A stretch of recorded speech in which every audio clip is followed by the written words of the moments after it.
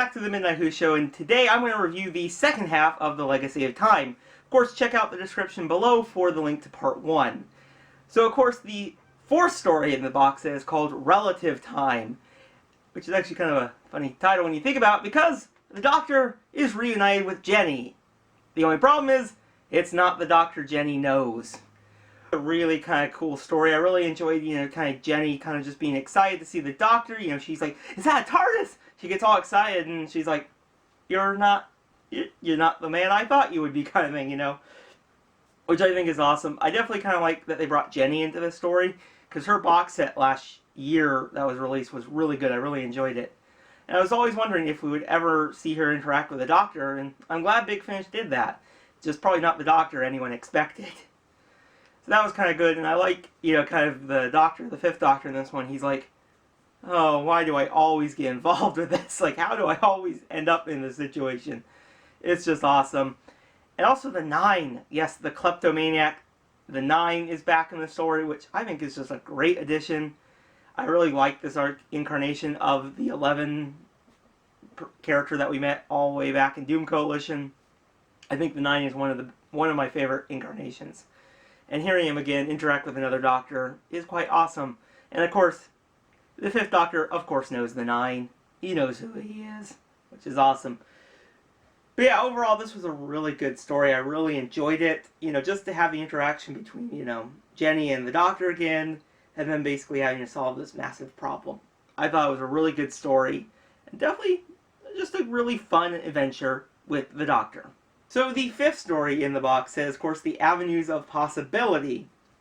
And this features the sixth Doctor and Charlie, which I thought was a really good choice by Big Finish. It's a different type of companion for, of course, the sixth Doctor, but it also lends itself really well, and I didn't really realize it until I listened to the last, parts of it, with the whole kind of time distortions and all that, that basically Charlie is a walking version of that, which I thought was a great idea. And I was like, oh, that is awesome. The Avenues of Possibility was a really good story. Now, I would definitely say this is definitely one of those stories where you kind of have to really pay attention, because it's about time and it goes all over the place. But it was still a really good listen. And also just hearing at the end where you get like Charlie realizing the only way to stop this is basically saying to the Doctor his future. Basically like just telling him all the stuff that's going to happen with, of course, her and the eighth Doctor. Because, of course, she traveled with him first, and then she met the sixth Doctor. And it's kind of like the Doctor, like, yes, keep doing it, even though he's like, this is my own time, but it creates a paradox which stops this. Of course, the main bad guys are kind of the Sirens. The Sirens of Time are back, and this is what's causing the problems. Now, of course, the Sirens are the big kind of bad, and they get very close to the very end as the big bad, as they're trying to mess with time in, of course, Collision Course. But we'll get to that one in a minute. Now, of course, I really did like The Avenues of Possibility. It's basically your entire timeline. What is your possibilities? All those different ways to get to that.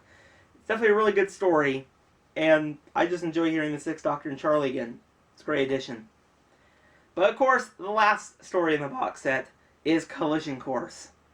Every single kind of time distortion, all that stuff that's been throughout this, you kind of see that the Sirens have been somewhat involved, and they have to stop them. But I kind of enjoyed how you of course get Leela and Romana in the future talking about that they were at this place with the Doctor. Different times, but it was the same place with different events happening. And they noticed that something was not right with them. And I really enjoyed that, because you have two different kind of stories going on. We get one with Leela and one with Romana too, which I thought was a great idea. Now, of course, I'm not going to talk too much about Collision Course, the main details, because I don't want to spoil this story. It's the last story in the box that I do not want to spoil it for you guys. But what I can say is, you get what you really wanted at the end, and that's what's really cool, is you get to see a bunch of Doctors interact, which is just a blast. Of course, they're bickering. They're just like the Doctor you would expect. You get all the Doctors that were involved in the box set. You get the third, you get the fourth, you get the fifth, you get the sixth, and the seventh, and the eighth. And they all are just, their interactions are pure gold. I really enjoyed every single one of them. And there's also, the sixth Doctor makes a really good joke to the fifth Doctor, which I was really laughing at. And of course, this story does have a few more surprises in there, which I'm not going to spoil. There's some really good few surprises that I did not expect that would happen. It was really awesome. So yeah, The Legacy of Time. It was an amazing box set. You know, parts 1 through 6. Instead, they were basically 6 stories comprising this kind of one series arc. And I really thought that was a really good idea.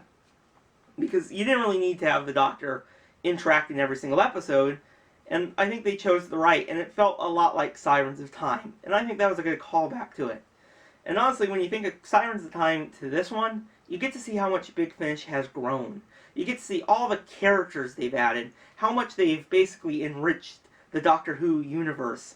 They've added so many new stories to it, and we learned a lot of more stuff about a lot of the characters we've only seen maybe once or twice in the actual show. And I really think that's such a great thing, and just congratulations, Big Finish, for 20 years. And I cannot wait to see where Big Finish goes next.